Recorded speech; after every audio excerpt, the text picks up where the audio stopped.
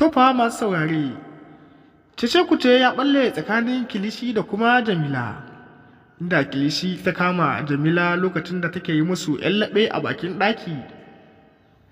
Ashe Jamila ta kwashe dukkan abin da ta ji Kilishi na faɗa wa Amira, inda Jamila ba ta yi ƙasa a gwiwa ba sai ta zo wajen Abba Galadima ta faɗa mai cewa na ji anti Kilishi na tambaya Amira cewa amma dai baki faɗa wa 'yan sanda gaskiya ba. Inda Amira ke cewa anti Kilishi, tabbas yadda kika ce min ban fitar da komai ba, hakan ni ma na faɗa musu. Inda Kilishi ke cewa lallai Amira kin cika 'yar halak, kuma in dai ta tabbata an yanke wa Sumayya hukuncin kisa, to ko a lahira Shamsiyya za ta yi alfahari da ke, domin kin cika 'yar uwar Shamsiyya. Inda hakan ya tawa da Galadima hankali sosai ba kaɗan ba kan yadda ya ji wannan batu da Jamila ta zo mai da shi, inda ya kautar da kai yake cewa lalle ashe Kilishi za ta iya kai mutum har lahira kenan. Wannan kenan. Bayan haka kuma, lokacin da mahaifiyar Sumayya ta je ta tadda 'yarta a wajen 'yan sanda, a yayin da 'yan sanda suke bayyana mata cewa lokaci ya cika, mama za ku iya tafiya. A nan dai mahaifiyar Sumayya sai ta ce aiko a nan ake yin ta. Inda mahaifiyar Sumayya sai ta kankame Sumayya take cewa ni ba zan iya rabuwa da 'yata ba, sai dai duk inda za ku kai mu a kai mu tare.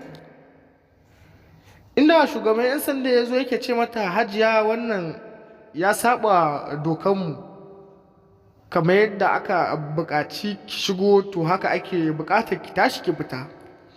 A nan dai mahaifiyar Sumayya ta ce Allahnka tafar ita wallahi ba za ta fita ba, inda ya buƙaci cewa to a fitar da ita ta ƙarfi da yaji.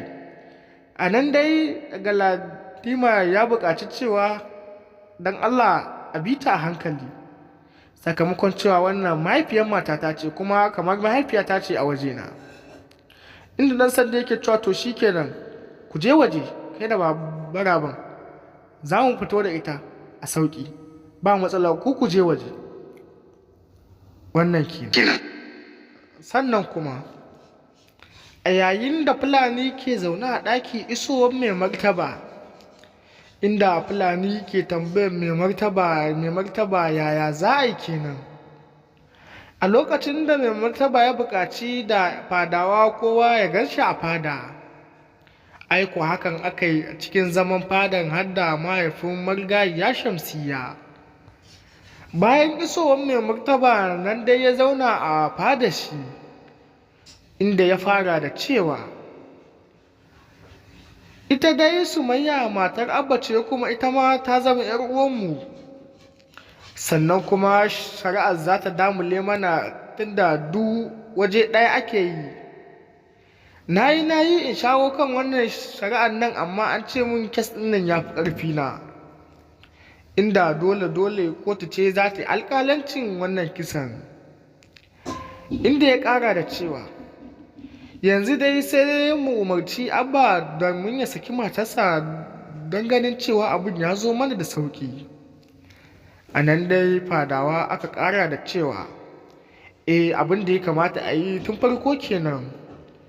Inda mahaifin Shamsiyya shi dai bai tofa komai ba a nan, inda yake jiran mai martaba ya ce wani abu.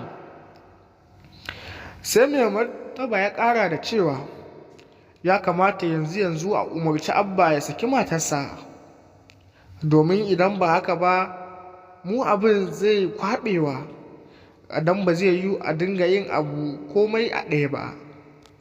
To mai saurare, ku dai ku danna subscribing sannan ku taɓa alamar ƙararrawa, hakan shi zai ba mu goyon bayan kawo wasu cikakkun. Sannan mun ga inda sarki ya buƙaci cewa ya kamata Abba ya saki matarsa kan yadda za su samu shari'ar da sauƙi. Ku dai ku ƙara gyara zama don jin cikakken abin da muka zo da shi, sai ku bi mu har ƙarshen bidiyon nan. Idan wannan ne farkon zuwa ku, sai ku danna subscribing sannan ku taɓa alamar ƙararrawa, hakan zai ba mu goyon bayan kawo wasu cikakkun rahotannin.